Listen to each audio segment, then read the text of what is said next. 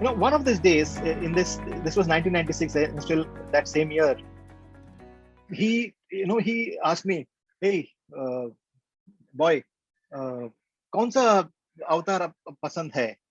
कौन सा अवतार पसंद है? रामा पसंद है, कृष्णा पसंद है? Now, in those days, I was, very particular that, divinity means it has to be, Maryada Purushottam. So Rama was my favorite. Krishna, I had always had the thing that Krishna had done, this and that, and he was an arguable life he has led kind of a thing, right? And it was so I had my thoughts about. I had not done enough reading about Lord Krishna's life. I had not formed an attachment to Lord Krishna's life, right? And I told Swami, Lord Rama Swami, Krishna pasand nahi hai. I told Swami, Krishna pasand hai, but Swami Rama is my favorite. The Swami is, Swami looked at me. What about Bala Krishna, small Krishna, Chinni Krishna? I told, yes, Swami. All that beautiful face of Lord Krishna, and the Govinda, and the childhood pranks of Krishna, and that cherubic face of Krishna. Yeah, that was something that we are always in love of, right? In love of. So Swami said, very good, very good. And then he materialized. He materialized a beautiful small, I don't know whether you can see it on the screen, but this is a beautiful idol of Krishna that Swami had created for me in 1996. It's such a beautiful small, in such a small piece. There is so much of detail, including the peacock feather, and and that cherubic, that beautiful face of Lord Krishna. And to me, just this small incident has, it took me into a study of Lord Krishna's life, right? And I started reading up on Lord Krishna, reading up.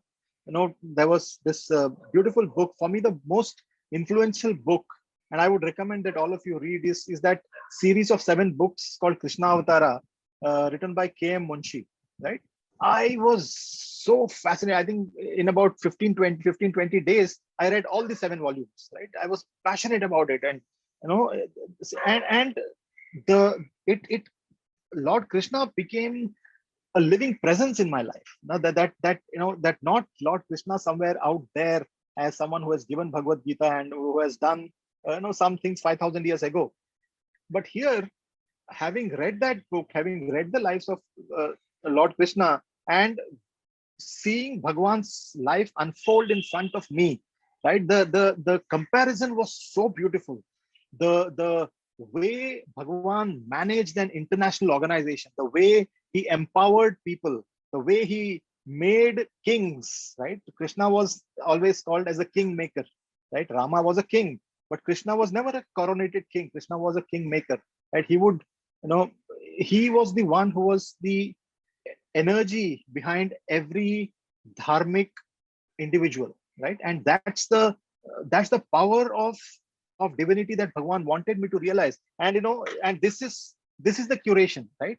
A small inquiry, a small thought into the mind of a youngster, right? And it that is what catalysis is all about, is it not? That is what a catalyst does. It completely creates a transformative engagement with divinity, right? And that's what is the takeaway from this small incident at Bhagwan's lotus feet.